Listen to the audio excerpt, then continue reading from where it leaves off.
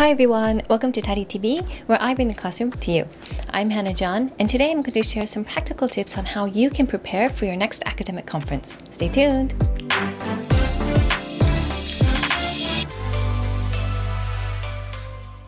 So congratulations, you've been accepted to present at an academic conference, and especially if it's your first academic conference, you might feel a bit worried or nervous about how you actually go about the preparation. First, I want to share that there are some amazing benefits of presenting at an academic conference, and that's probably why you applied in the first place. Now, of course, the two main benefits is one, there's a platform for you to actually share about your research, so you increase your own visibility within this space.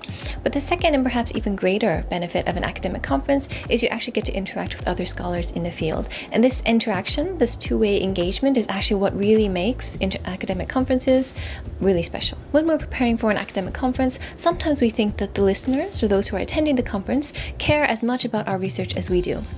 That's not actually the case. We're going to care the most about our research, but this academic conference gives us a great platform from which we can share that excitement to other people and hopefully engage with others afterwards. But show that you care about your research in your presentation, show how your presentation fits within the context of this conference and how you add value, and please make the most opportunity to engage with other scholars, to learn, and to interact with them.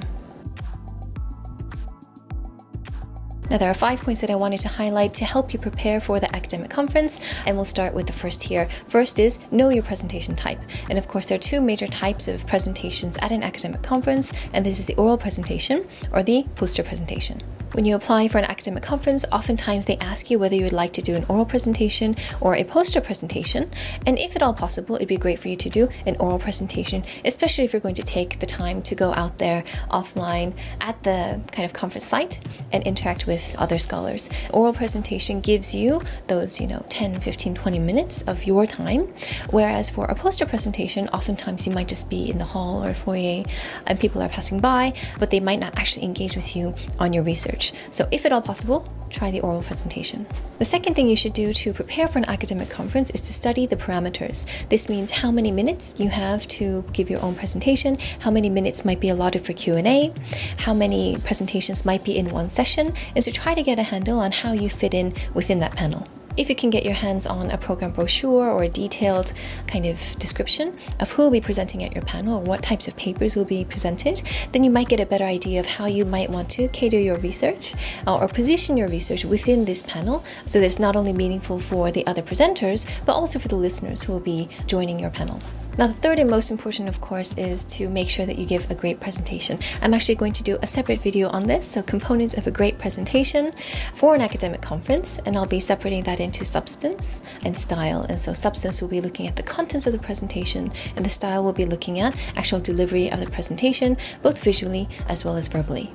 But what I do want to say in this part, especially if you don't get to my other video, is that the bottom line is you have only a limited amount of time, literally minutes, to share about a topic you could actually speak for hours on. That means rather than trying to be exhaustive in every little minute detail of your presentation, you would like to stick to key points, the contribution to the literature, and maybe even presenting not really a teaser, but kind of more of a taste of the research rather than trying to force feed so many things in a very short period of time. The fourth thing you might want to do well in advance of the presentation is to dress appropriately.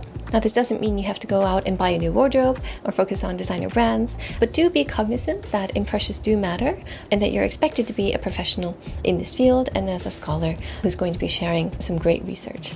For me personally, I like to stick to things that are comfortable, but also very clean, simple. I don't like my wardrobe to be taking kind of the thunder away from the actual contents of my presentation. So if you find that your wardrobe might be a distraction to others, that might be a hint to maybe dial that back a little bit.